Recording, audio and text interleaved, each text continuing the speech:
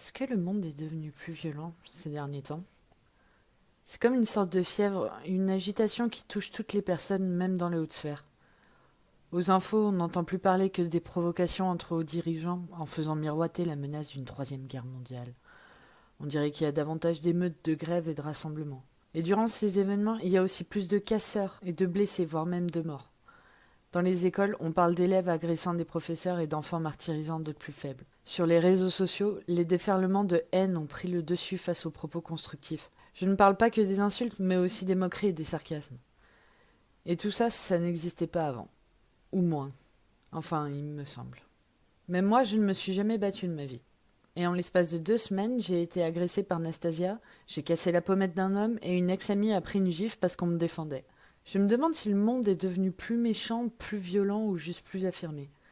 Mon coup de poing sur la joue de Tanim était un mécanisme de défense, certes, mais aussi de colère. Comme si en imprimant mes doigts sur sa pommette, je faisais passer un message de toutes les victimes avant moi à tous les agresseurs après lui. Un avertissement. Assez de subir, assez de respecter un ordre établi, assez de se recroqueviller. On en a discuté avec Lise une fois le café fermé. Elle aussi avait trouvé sa gifle libératrice, et ce n'était pas seulement une forme de revanche sur les producteurs lui ayant volé sa vie. C'était aussi très satisfaisant de faire quelque chose de normalement interdit pour une cause juste. Tu étais à terre, tu avais besoin d'aide, et c'est devenu évident. La seule chose que j'avais à faire, c'était d'affronter l'agresseur. 2 semaines après les faits, Romuald s'étouffe encore de rire quand je lui décris la scène. Non, non, vas-y, redis-moi encore. Comment ça s'est passé ensuite quand Blandine a voulu porter plainte? Romuald, tu le sais très bien. C'est Lise qui le tient du patron du bar. Apparemment, Blandine serait revenue 2 jours plus tard en scandant qu'elle voulait le nom de la fille qui l'avait frappée, pour porter plainte contre elle. Le patron a fait mine de ne pas se souvenir et elle a fait demi-tour furieuse. Mais en sortant, elle a oublié le sens de la porte et se l'est prise en pleine poire. Apparemment, elle avait une incisive cassée. Romuald s'est arrêté, cherchant à reprendre son souffle. Attends, j'y arrive plus. Je sais que si on prend toute l'histoire, ce n'est pas drôle, mais quand même. Nous sommes en route vers le parc, Romuald, Rita et moi. Je leur ai tout raconté quelques jours après l'entretien. Ils ont été choqués, mais ont vite compris que je voulais surtout passer à autre chose. Je m'en suis bien sortie, certes, mais tout aurait pu aller tellement plus mal. Rien que d'effleurer de ma pensée un autre scénario possible me donne des frissons. Et j'ai l'impression que toute cette agressivité rencontrée me colle à la peau. Je suis sur les nerfs depuis 2 semaines. À chaque contrariété, je sens de nouveau la lave bouillonner dans mon estomac, parfois seulement pour une info télévisée qui me semble scandaleuse. Aller respirer au parc et passer un moment sous mon chêne avec mes meilleurs amis me fera énormément de bien.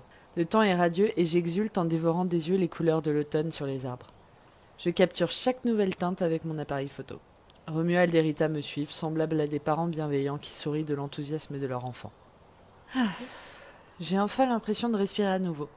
Nous passons par des petits chemins quasi déserts dans les bosquets et je sens peu à peu disparaître toute la contrariété accumulée ces dernières semaines. Nous approchons de l'endroit où se trouve mon arbre. Je perçois le bruit familier des travaux de voirie. Et c'est étrange, ils sont plus forts que d'habitude. Puis je distingue un bruit de tronçonneuse. Presque simultanément, une violente angoisse me serre le cœur et me fait suffoquer. Romuald et Rita n'ont pas le temps de comprendre ce qui se passe que je suis déjà en train de courir. Alors que je me rapproche de mon sanctuaire, j'entends distinctement des cris. C'est bien mon arbre. Des rubans rouges et blancs l'entourent pour garder les passants à l'écart. Une nacelle et un tractopelle sont garés juste en dessous. Les voix viennent de derrière un camion. Je passe sous les rubans et m'approche en courant. Rita et Romuald m'ont rattrapé, ils me suivent sans poser de questions. 3 agents techniques de la ville font face à un homme d'une quarantaine d'années. Ce dernier est dos à l'arbre, appuyé contre son tronc, les bras écartés comme pour le protéger. Les agents nous tournent le dos. Un quatrième est perché dans la nacelle, tronçonneuse dans les mains. Quelques mètres en dessous de lui, une énorme branche de l'arbre gît. Cette simple vue fait chavirer mon estomac. Les hommes semblent lancés dans un débat houleux au pied de l'arbre blessé. Écoutez, monsieur, je comprends que ça vous fasse de la peine, mais on n'y est pour rien, nous. On a des directives, on fait juste notre boulot. Le ton des agents me laisse à penser qu'ils sont plus embêtés que menaçants. L'homme qui leur répond, par contre, crache chacune de ses phrases. Cet arbre a 300 ans. Vous êtes capable de vous rendre compte de ce que ça représente quand même. Ça veut dire que vos ancêtres ont peut-être connu cet arbre. C'est un témoin de l'histoire, en plus d'être un spécimen rare. Dites au maire qu'on ne vous laissera pas l'abattre. C'est un crime. Qui ça, on? Il n'y a que vous, monsieur. Nous, on doit terminer le boulot avant ce soir, alors soyez gentils et dégagez. C'est dangereux pour vous. Eux, ils sont avec moi. L'homme nous pointe maintenant du doigt. J'ai une seconde d'hésitation, mais mue par un instinct, je m'approche et viens me placer à ses côtés. Rita et Romuald suivent avec quand même un coup d'œil signifiant « Non mais qu'est-ce que tu fais ?» dans ma direction. Les 3 agents ont un regard exaspéré puis reculent. Celui qui semble être leur responsable pousse un soupir. Norbert, Sherkan, faites une pause et faites redescendre José. Moi, je vais passer un coup de fil pour qu'on me donne la marche à suivre. Notre voisin a un « Ha !» de satisfaction alors que les agents s'éloignent. Il se tourne vers nous et reprend une voix plus mesurée. Merci d'avoir joué le jeu. Je m'appelle François. Vous pouvez être fiers de vous. Grâce à votre intervention, on pourra peut-être sauver un arbre unique aujourd'hui. Moi, c'est Rita et voici Angèle et Romuald. Vous pouvez nous expliquer ce qu'il se passe ? Rita a parlé avec sa voix douce d'assistante sociale. Je la suspecte de prendre cet homme pour un fou. C'est vrai qu'il est plutôt agité. Ses vêtements à peine trop grands autour de son corps maigre semblent le gêner dans ses mouvements. Il gesticule beaucoup pour les réajuster pendant ses explications. Même chose pour ses petites lunettes à monture dorée. Il doit les remettre en place toutes les 5 minutes. Ils sont venus ce matin pour abattre ce chêne et je veux les en empêcher. C'est un Quercus rubra de 300 ans, en parfaite santé. Il a été le témoin de grands moments de cette ville et aujourd'hui ils veulent le couper. Seulement parce que ses branches s'étendent au-dessus des travaux de la voie de bus. Je suis journaliste spécialisé en écologie et je peux vous garantir que la mairie n'a pas consulté qui que ce soit pour envisager d'autres solutions. Il jette un œil nerveux vers les agents techniques. Le chef est toujours au téléphone. Je remarque alors que derrière lui, dans un arbre voisin, l'écureuil que j'ai l'habitude de voir ici nous fixe très attentivement. Je pourrais jurer qu'il attend quelque chose de nous. François ne le remarque pas et continue ses explications. Cette ville a déjà perdu 75% de son capital arboricole en seulement 10 ans. C'est tout un écosystème qui disparaît, alors que la pollution, elle gagne du terrain. Et il n'y a pas que cet arbre. La ville veut plus globalement supprimer tous les spécimens de grande taille, ceux qui prennent de la place, pour pouvoir élargir les rues et les trottoirs. Le pire, c'est qu'ils ont convaincu une grande partie de la population en promettant de les remplacer par des buissons qui émettent moins de pollen. Évidemment, ils ont dit oui, c'est tellement plus pratique. Les personnes allergiques seront moins incommodées et ça fera moins de poussière dans les maisons. Mais en attendant, ces buissons accueilleront plus volontiers les rats que les oiseaux et en matière de production d'oxygène et de biodiversité, c'est une immense perte. Alors c'est peut-être dérisoire, mais je veux au moins que ce spécimen survive. Il a été le sujet de mon premier article sur l'écologie. Vous saviez que cet arbre a traversé l'océan ? Il nous a été offert par les États-Unis et vient d'une réserve indienne aujourd'hui disparue. Il a assisté à de nombreux mariages sous ses branches et a probablement de nombreuses histoires à raconter. Il a déroulé sa tirade sans prendre une respiration. Je ne suis pas sûre d'avoir tout saisi, mais je repense à mes rêves et à toute l'inspiration que j'ai puisée de cet arbre. Je jette un œil sur la branche déjà coupée. J'ai l'impression de voir un bras humain amputé. Hors de question qu'on abatte mon chêne. C'est peut-être stupide, mais j'aurais l'impression de perdre une partie de moi. Cette idée serre mon cœur de nouveau. Quand je m'adresse à François, ma voix est plus agressive que je n'aurais souhaité. Et vous avez réuni des gens ? Vous avez fait quelque chose avant ? Si on se mobilise tous ensemble, la mairie changera d'avis ? Ma phrase semble avoir écrasé François. Il s'effondre plus qu'il ne s'assied contre le tronc du chêne. J'ai déjà essayé, qu'est-ce que vous croyez ? J'ai des contacts dans de très nombreuses associations. Mais le débat écologique perd du terrain partout dans le monde. C'est paradoxal, hein ? On en parle de plus en plus dans les médias, mais du coup le public a moins l'impression qu'il faut agir. Tout le monde pense que c'est bon, l'autre s'en occupe. Les organisateurs de manifestations ont compris ce problème. Et ils sont obligés de se réserver pour les grosses questions afin d'éviter de lasser le public. Évidemment, sauver un arbre, ça ne suffit pas pour déchaîner les foules. Personne ne se rend compte que c'est par là que tout commence. On peut bien sûr aller marcher dans la rue pour montrer que l'on n'est pas d'accord avec la politique écologique d'un gouvernement. Mais il faut avoir conscience que les gouvernements commencent dans les mairies. Et comme la déforestation de l'Amazonie a commencé avec un arbre que l'on n'a pas jugé utile de sauver, eh bien je dis que les problèmes de réchauffement climatique commencent aussi par un arbre dans son quartier qu'on n'a pas pris le temps de défendre.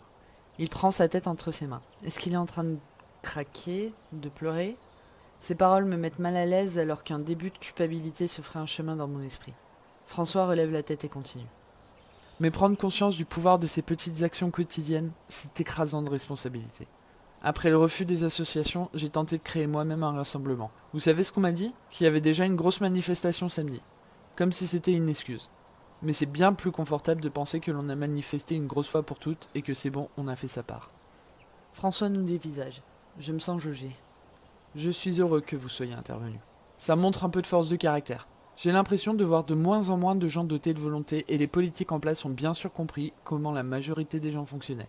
Un débat prend trop d'ampleur ? Offrons un sujet de réflexion plus confortable. Augmentons les taxes sur tel ou tel produit. Sacrifions un élu en publiant ses dépenses scandaleuses. Évoquons une loi restrictive touchant à la laïcité. Pour les citoyens, c'est facile. Il y a juste besoin de ne pas être d'accord. Pour le politique, c'est aussi plus facile à résoudre. On n'aura qu'à dire qu'on fait marche arrière, qu'on regrette et pouf, c'est réglé. Et le débat précédent, le débat compliqué, a été déprécié ou oublié dans la mêlée. Le débat écologique, c'est ce débat compliqué. Il concerne chaque habitant de cette planète, mais c'est beaucoup plus délicat à gérer. Car tout le monde doit être mobilisé en même temps. Les citoyens, les dirigeants et même les industriels qui sont quand même des terriens nom d'un chien. Et chacun noie le poisson en rejetant la faute sur l'autre et en espérant que le troisième s'en occupe. Il y a un gros silence. Rita, Romuald et moi baissons la tête. Je n'avais jamais eu conscience de l'ampleur de la problématique. J'avoue que moi-même j'ai participé à des marches pour le climat sans jamais vraiment savoir à quoi ça rimait. On me disait simplement quoi faire pour améliorer les choses et ça me convenait de laisser la prise de décision et l'organisation à des gens qui savaient probablement mieux que moi. Que c'est agréable de ne pas avoir à réfléchir et de s'occuper l'esprit avec les petits problèmes du quotidien en laissant les questions énormes aux autres. Et puis marcher, c'est bien, c'est pas compliqué, mais clairement insuffisant. Je m'en rends compte maintenant. Romuald intervient. Mais on fait ce qu'on peut à notre échelle. On fait attention à ne pas jeter de détritus dans la nature. On recycle, on mange bio. C'est déjà un bon début. Je crois qu'il va se faire fusiller par les yeux marrons de François. C'est un microscopique début. Tu fais aussi pipi sous la douche pour économiser une chasse d'eau, j'imagine. Évidemment, tu fais bien de faire ça, mais ça n'a quasi aucun impact. C'est comme si quelqu'un cambriolait ta maison puis te rapportait une fourchette, en attendant des remerciements pour sa gentillesse. On fait pareil avec la terre. Pour chaque détritus que tu ne jettes pas dans la nature, combien de tonnes de plastique se retrouvent dans la mer à cause de la marque de soda que tu achètes? La tomate bio que tu achètes en hypermarché, combien de kilomètres a-t-elle fait pour arriver jusqu'à toi? Des camions ont pollué l'atmosphère pour que tu puisses faire les courses à n'importe quelle heure dans ton quartier. Quant au recyclage, je te dirais simplement que tu n'as besoin de recycler que ce que tu achètes. Tout est question de choix en fait. De choix, de réflexion et de curiosité. Romuald est interloqué. Je regarde François avant de poser une question timide. Mais du coup, on fait comment? Il a une expression exaspérée, mais me répond quand même. Ça commence par rester assis, ici, avec moi, et les empêcher d'abattre cet arbre. Mais vous devez surtout le faire pour les bonnes raisons. Ça peut être simplement parce que vous préférez respirer et sauver la biodiversité plutôt que profiter d'une voie de bus élargie. Et même si ça veut dire que plus tard, vous ferez vos trajets à pied ou que votre bus sera en retard. À vous de vous faire votre opinion, de vous renseigner et de choisir. C'est votre seul devoir si vous voulez prendre part à ce monde. Ou sinon, vous pouvez laisser les autres choisir pour vous si c'est trop fatigant. Mais ce n'est que ça. C'est fatigant. Ce n'est pas difficile et c'est encore moins impossible. Rita, Romuald et moi nous asseyons au pied de l'arbre, dos contre le tronc. Un nouveau silence, cette fois plus pesant. François a un petit rire. C'est lourd, hein, les responsabilités de terrien. Notre mutisme est parlant. Vous verrez, si vous voulez vraiment être acteur, avec l'habitude, ça deviendra plus facile. Rappelez-vous surtout que vous n'avez pas que le droit de vote. On pense souvent que c'est la seule façon d'exprimer son opinion. Mais vous êtes aussi des consommateurs et dans l'écologie, c'est tout aussi important. Intéressez-vous vraiment à ce que vous achetez et renseignez-vous dans les différents médias. Tenez-vous au courant de ce qui se passe dans le monde. C'est à ça qu'on sert, nous les journalistes. On n'aura pas forcément réponse à tout, mais il y en aura toujours un pour apporter l'information dont vous avez besoin pour entamer votre réflexion. À vous ensuite d'avoir l'esprit critique et de forger votre pensée. Mais pour ça, vous allez devoir vous renseigner et pas qu'un peu. Mais je crois sincèrement qu'avec Internet, en plus des médias traditionnels, vous y arriverez. Le tout est de se donner un petit peu de mal et d'échanger avec les autres. Comme vous le faites maintenant avec un vieux journaliste que vous ne connaissiez pas il y a une heure. Je repense à ma façon de suivre l'actualité, quasi inexistante. Je tombe peut-être quelquefois sur des articles d'un journal gratuit dans les transports en commun. Je me base surtout beaucoup sur les articles qui défilent dans mes réseaux sociaux. Je réalise seulement que je me laisse bercer par les tendances et les algorithmes censés réfléchir pour moi. Mon inconscience me donne le vertige. Ils sont passés où? Romuald. Pris dans notre débat, nous n'avons pas remarqué la disparition des 4 agents de la ville. L'arrivée de 2 voitures, une de la police municipale et une de la police nationale, nous ramène à la réalité. 2 agents de la police municipale sortent. Nous nous relevons immédiatement. Messieurs, mesdames, je vous demanderai d'évacuer les lieux suite à une réclamation de la mairie. Vous gênez le bon déroulement de travaux municipaux. Il va falloir partir. Mon pouls s'emballe. L'agent n'a pas l'air méchant ou en colère. Son expression est juste neutre, il fait son job. Mais en moi, c'est la guerre. Mon cerveau me hurle d'obéir à un représentant de la loi pendant que mon cœur m'ordonne de m'accrocher à mon arbre. Comment pourrais-je le laisser tomber? Partir signifie le laisser mourir. Je n'arrive qu'à balbutier. Je veux pas qu'on la batte. Rita est la première à marcher en direction des rubans rouges et blancs. Je la comprends. De par son métier, elle ne peut pas se permettre d'avoir ce genre de problème. Romuald la regarde partir, puis jette un œil dans ma direction. Tu restes? Oui. Ma réponse est sortie toute seule sans que j'y réfléchisse. Romuald se rappuie contre le tronc. François est resté silencieux depuis l'arrivée des autorités. L'agent se pince l'arête du nez. Bon, écoutez, on ne va pas faire un pataquès pour une histoire d'arbre. Il se tourne vers le journaliste. François, tu me connais. Le maire te connaît, ce n'est pas la première fois que vous n'êtes pas d'accord. Il nous a envoyés pour vous demander poliment de laisser ses agents faire leur boulot. Les arrêtés sont là, il n'y a rien que tu puisses faire. Il désigne la voiture de la police nationale. Eux, par contre, ils sont là pour vous arrêter si vous résistez. Il y a trouble à l'ordre public et tu le sais. Alors s'il te plaît, laisse tomber ou vous allez tous passer la nuit au poste. À ces mots, Romuald se lève et rejoint Rita avec un regard d'excuse dans ma direction. Je sais qu'il a déjà eu des problèmes avec la police et je ne lui en veux pas de s'éviter cela. Je glisse le long du tronc pour me placer à côté de François. Il est toujours silencieux. L'agent se tourne vers moi. Mademoiselle, je ne vous connais pas, mais vous avez l'air d'une jeune fille qui ne pose pas de problème. Est-ce que vous êtes bien sûr de ce que vous faites? Non, je ne suis sûr que du contact rugueux du tronc contre ma main. Même si mon cerveau m'insulte de tous les noms, impossible de bouger. Dans l'arbre voisin, l'écureuil continue de nous fixer. Le policier municipal a un soupir. Très bien. Il fait un signe aux autres policiers. 2 agents de la police nationale sortent du véhicule et s'approchent. François crie en direction de Rita et Romuald. Filmez. Et quand ils abattront l'arbre aussi. Romuald sort son smartphone et obtempère. Les 2 policiers s'approchent d'abord de François. Il se laisse amener sans résister. Après l'avoir enfermé dans la voiture, il se dirige vers moi. Mademoiselle, venez avec nous sans résister, s'il vous plaît. Plus aucun de mes muscles ne répond. Je reste figé, scotché au tronc. La femme fronce les sourcils, m'attrape le bras et tire. Je résiste. Si vous voulez la jouer comme ça, Ils m'attrapent chacun un bras et me soulèvent littéralement du sol. Je perds le contact avec l'arbre, mais j'ai l'impression que mon cœur est resté contre le tronc. Je comprends soudainement tout le sens du mot déchirement. J'ai littéralement la sensation que l'on vient de me séparer d'une partie de moi. Mes muscles ne m'obéissent toujours pas, mais mon corps se met à mettre des coups de pied dans le vide. Peine perdue. En quelques secondes, je suis enfermé dans la voiture à côté de François. Ne bouge plus ou on va te mettre les menottes. Les policiers n'ont pas terminé. Ils se dirigent vers Rita et Romuald et je les vois discuter et pointer le smartphone dans la main de mon meilleur ami. Pendant ce temps, les agents techniques de la ville réapparaissent et reprennent le travail là où ils l'avaient laissé. Ils vont atrocement vite. Je vois la tronçonneuse entamer une nouvelle branche. J'ai la sensation d'étouffer, je n'arrive plus à reprendre une bouffée d'air et pousse un râle rauque. Je ne sais pas ce qui m'arrive, je panique. La branche tombe et aussitôt la nacelle se replace pour attaquer un autre versant.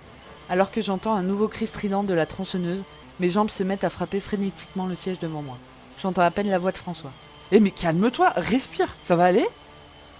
Le bruit atroce d'une branche qui s'effondre.